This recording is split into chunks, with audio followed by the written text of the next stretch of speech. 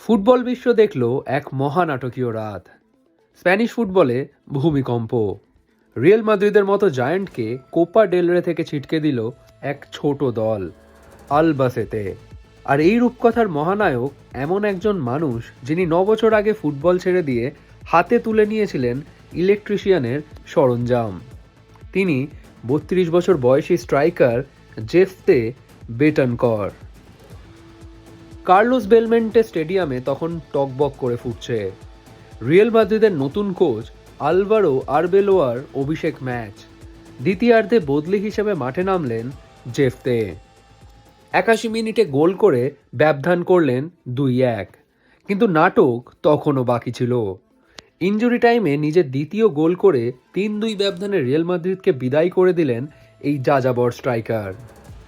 কিন্তু এই সাফল্যের রাস্তাটা মোটেও সহজ ছিল না।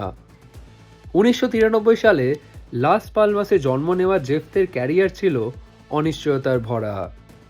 স্পেনের নিম্ন সারির ক্লাব থেকে শুরু করে অস্ট্রিয়া, রোমানিয়া, গ্রিস সবখানেই ঘুরেছেন ডালাপালাহীন পাখির মতো।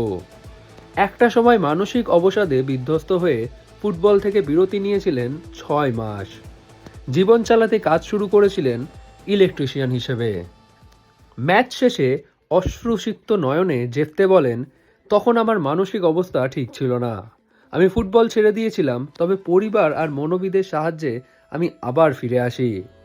9 বছর আগেও আজকের এই মুহূর্তটা কল্পনাও করতে পারিনি। ম্যাচ শেষে যখন ড্রেসিং রুমে নিজের স্ত্রী আর ছেলের সাথে কথা বলছিলেন, ডুকরে কেঁদে ওঠেন জেফতে। মজার ব্যাপার হলো, জয়ের পর উদযাপনের সময় দলের ডাক্তারের হাত লেগে জেফতের নাক ফেটে রক্ত পড়তে শুরু করে। কিন্তু সেই রক্তও যেন সেদিন তার জয়ের আনন্দকে ম্লান করতে পারেনি। হার না মানা জেদ আর পরিশ্রম থাকলে যে কাউকেই হারানো সম্ভব, জেফতে বেতনকর আজ সেই সাহসেরই আরেক নাম।